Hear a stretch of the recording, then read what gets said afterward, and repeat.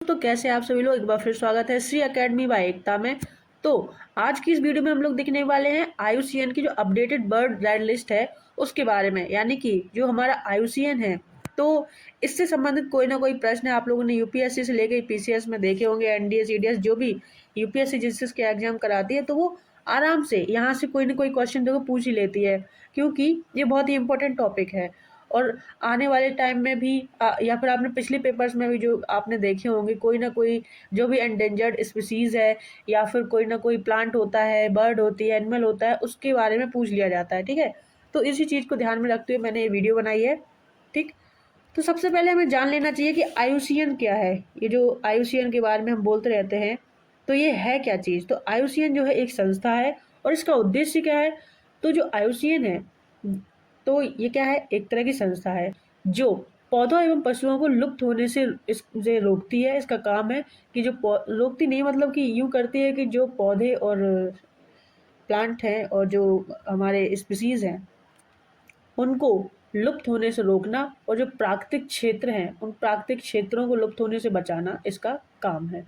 ठीक है, और इसीलिए इसीलिए क्या करती है, इसलिए यह जो है ये आईयूसीएन ये संकटाग्रस्त जीव जंतुओं की एक सूची जारी करता है, जिसे रेड डाटा बुक कहते हैं। क्या कहते हैं? Red data book. ठीक है, और इसी रेड डाटा बुक में जीव और वनस्पतियों को 9 आधारों पर वर्गीकृत किया गया है। कितने आधारों पर? 9 आधारों पर वर्गीकृत किया गया है, और यहाँ पे आप उनको देख सकते हैं। ठीक है, और आईयूसीएन की जो एक डिटेल वीडियो है वो मैं बाद में बनाऊंगी, कि इन सब का मतलब, उस वीडियो में इन सब का एक एक मतलब भी बताऊंगी कि वल्नरेबल का क्या मतलब है, एंडेंजर्ड का क्या मतलब है।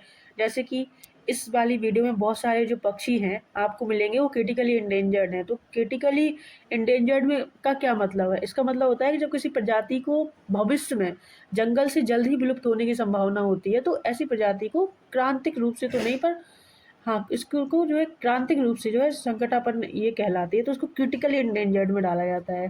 ठीक है, एक होता है एंडेंजर्ड, एक होता है क्रिटिकली एंडेंजर्ड। तो जो मतलब बहुत ही ज़्यादा लोग लगे कि ये तो ख़त्म ही हो जाएगी, ऐसी स्पीसीज को क्रिटिकली एंडेंजर्ड में डाला जाता है। अब इतना सब कुछ बता ही दिया है, तो सब लगे हाँ तो ये भी बता दो कि आईयूसीएन का फुल फॉर्म क्या होता है। इसको आप लोग कमेंट बॉक्स में बताएंगे आईयूसीएन का फुल फॉर्म क्या होता है, वरना मैं इसको वीडियो के लास्ट में बताऊंगी कि इसका फुल फॉर्म क्या होता है। तो देखो, सबसे पहला और इम्पोर्टेंट है हमारा कौन सा? हिमालयन बटेर, यानी कि हिमालयन कोयल। ठीक है, तो इसका आईयूसीएन स्टेटस क्या है? तो इसका आईयूसीएन स्टेटस है क्रिटिकली इंडेंजर्ड। इसे हम सी और आर से भी रिप्रेजेंट करते हैं। ठीक है, सी आर। इसकी विशेषताएं क्या है? तो इसकी विशेषता ये है कि 1876 के बाद इसे सीधा 2003 में देखा गया था और नैनीताल में देखा गया था। ठीक है, और यह तीतर समुदाय का पक्षी है। तीतर के बारे में सुना होगा आपने, तीतर बटेर, ये वही वाला तीतर है। ठीक, और ये कहाँ पे पाए जाते हैं? यही क्वेश्चन पूछे भी जाते हैं कि क्या इसकी विशेषता है, कहाँ पे पाए जाते हैं और लास्ट टाइम कहाँ देखा गया था। ठीक है, तो उसी के बेसिस पे मैंने ये बनाई है। आगे, ये कहाँ पे पाए जाते हैं? तो ये पश्चिमी हिमालय में लंबी घास व झाड़ियों में उत्तराखंड आदि क्षेत्रों में पाए जाते हैं। तो लोकेशन कई बार पूछ लिया जाता है कि ये वाला पक्षी या पशु, प्लांट स्पीसीज कहाँ पे पाए जाते हैं। तो जैसे कि ये वाला यूके में है, उत्तराखंड में, तो इसे याद रखेंगे। उसके बाद में इसके बारे में तो पता ही होगा, सबसे ज़्यादा मोस्ट इम्पॉर्टेंट। ठीक है, क्योंकि इसकी आबादी भी 200 के आसपास ही बची है कुछ। तो great Indian bustard, great Indian bustard जो है ये कहाँ पे पाए जाते हैं? ये है राजस्थान, गुजरात, मध्य भारत और पूर्वी पाकिस्तान वाले एरिया में पाए जाते हैं, यानी कि सीधा हम बोल सकते हैं कि वेस्ट इंडिया तरफ। लोकेशन याद रखना। ठीक है, और इनका आईयूसीएन स्टेटस क्या है? तो ये है क्रिटिकली एंडेंजर्ड। क्या है? Critically endangered. नेक्स्ट, इसकी विशेषता क्या है? तो ये भारत में इसके शिकार पर प्रतिबंध है, क्योंकि ये क्रिटिकली एंडेंजर्ड है, और यह पक्षी जो है उड़ने वाले सबसे भारी पक्षियों में से एक है, और यह शुतुरमुर्ग की भांति दिखता है। देखिए, आप यहाँ पे फोटो में देख सकते हैं। नेक्स्ट है हमारा बंगाल फ्लोरिकन। क्या है? बंगाल फ्लोरिकन। देखो, अगर आप लोग सच में यूपी पीसीएस या फिर यूपीएससी की तैयारी से जुड़े हुए हैं, तो आप लोग इस वीडियो का इंपॉर्टेंस समझ पा रहे होंगे। वीडियो को पसंद आए तो शेयर भी कर देना, और लाइक और सब्सक्राइब भी। तो हम देख रहे हैं बंगाल फ्लोरिकन, और ये कहाँ पे पाया जाता है? तो देखो, ये बंगाल फ्लोरिकन जो है तो अलग अलग आबादी में पाए जाते हैं। ठीक है, एक उत्तर प्रदेश नेपाल की तराई में, दूसरा उधर ऊपर ही मतलब असम और भारत के अरुणाचल प्रदेश और ऐतिहासिक रूप से बंगाल में फैला हुआ है। दूसरी आबादी जो है इसकी कंबोडिया और उसके आसपास के क्षेत्रों में पाई जाती है। ये पक्षी बिखरे हुए पौधों के साथ खुले ऊंचे घास के मैदानों को पसंद करते हैं। यहाँ पे आप इसकी फोटो देख सकते हैं, यह है बंगाल फ्लोरिकन।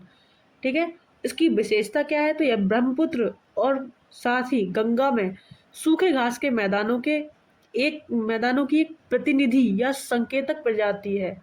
ठीक है, और ये अपने आकर्षक नृत्य के लिए जानी जाती है। ठीक है, ये डांस भी करता है। और आपसे ये भी पूछा जा सकता है कि किस पक्षी को जो है बंगाल बस्टर्ड के नाम से भी जाना जाता है। अभी हमने देखा था यहाँ पे ये ग्रेट इंडियन बस्टर्ड, तो ठीक इसी तरीके से यहाँ पे है ये बंगाल बस्टर्ड। तो किसको कहा जाता है, तो आपका क्या बोलेंगे, इसको, किसको, बंगाल फ्लोरिकन को। अगला है नेक्स्ट, इसको भी याद रखिएगा, स्पून बिल्ड सैंड पाइपर।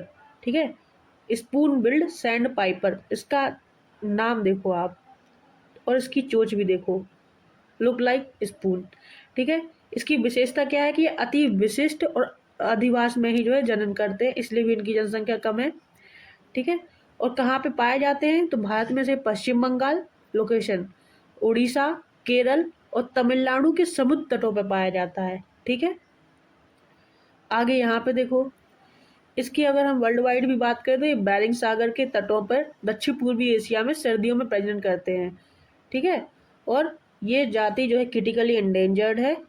ठीक, और 1970 के दशक के बाद से ये जो है काफ़ी कम हो गई है और 2000 तक प्रजातियों की अनुमानित प्रजनन आबादी 350 से लेकर 500 तक थी। इसका नाम है स्पून बिल्ड सैंड पाइपर। तो इसकी चोंच को आप ऐसे नोटिस करो, लुक लाइक स्पून। ठीक है, और इसी से अपने शिकार वगैरह भी करती है, इससे मछली वगैरह पकड़ने में भी आसानी होती है।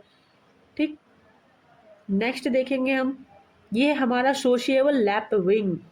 इसे और हिंदी में बोला जाए तो इसे सामाजिक लैप विंग भी बोला जाता है। ठीक है, लेकिन फिर भी आपको नाम याद रखना है, सोशिएबल लैपिंग। इसकी विशेषता क्या है, ये सोशिएबल लैपिंग जो है कजाकिस्तान के घास में खुले मैदानों में आने जाने जो है प्रवासी पक्षी है, आता जाता रहता है और ये क्रिटिकली एंडेंजर्ड है।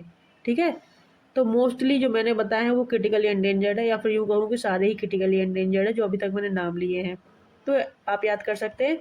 और ये पाए कहाँ जाते हैं सोशल लैपिंग, तो ये भारत में सिर्फ उत्तर पश्चिम इलाकों में ही पाया जाता है और मध्यम आकार का लैपिंग लंबी टांगों, गहरे रंग के पेट और छोटे काले बिल की वजह से, ठीक है, ये बहुत आकर्षक दिखता है। ये इसका पेट के बारे में बोला जा रहा है, इसकी लंबी टांग है और ये सुंदर सा चेहरा।